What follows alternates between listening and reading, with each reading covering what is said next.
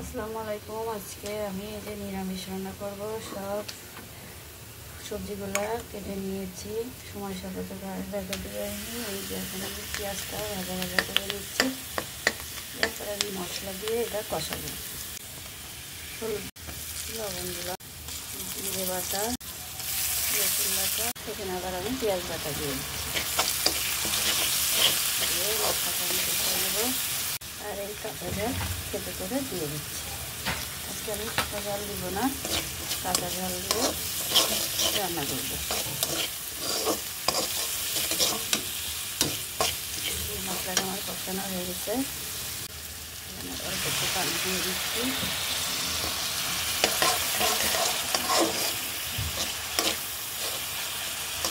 সামান্য আর একটু কষিয়ে নেব। মশলা কষানোর পরে এই জন্য সবজিটা দিয়ে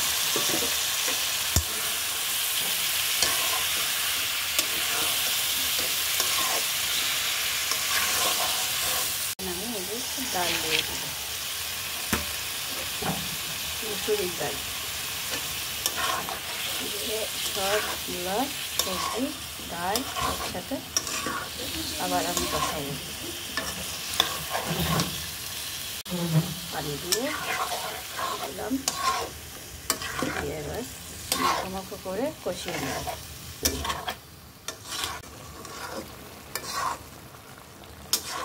এই হলো সবজি নিরামিষ রান্না। এর ভিতরে কাঁঠালের বিচিটাও দিয়ে দেবো। এই যে কাঁঠালের বিচি, এই যে কাঁঠালের বিচি কাটিছি, এই কাঁঠালের বিচিটাও দিয়ে দেব। যেহেতু নিরামিষ সব রকমের দিয়ে রান্না করতেছি। যাই দেখুন, কাঁঠালের বিচি দিয়ে নিরামিষ তরকারি রান্না খেয়ে রাখবেন, খুবই ভালো লাগে। সব সবজি দিলাম, তার সাথে কাঁঠালের বিচি। এই দেখুন গাইস, এই দেখুন আমার সবজি ভালোভাবে কষিয়ে গেছে। ভাজা ভাজা করে নিয়েছি।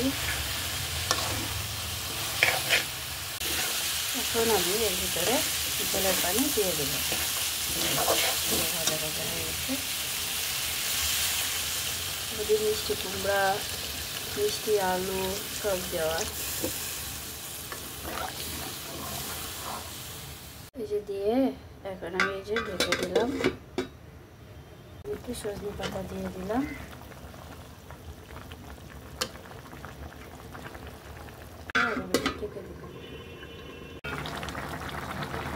গাইস, এই দেখুন তরকারি সবজি রান্না, আজকে নিরামিষ। রান্নাটা দেখতেও বেশ ভালোই লাগছে।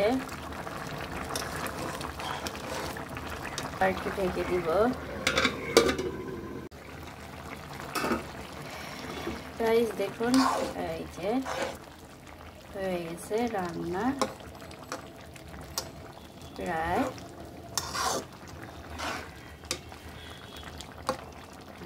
সিদ্ধ হয়ে গেছে।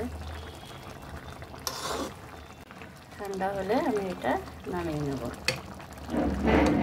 এখন আমি তরকারিটা এখন নামাচ্ছি। এই দেখুন,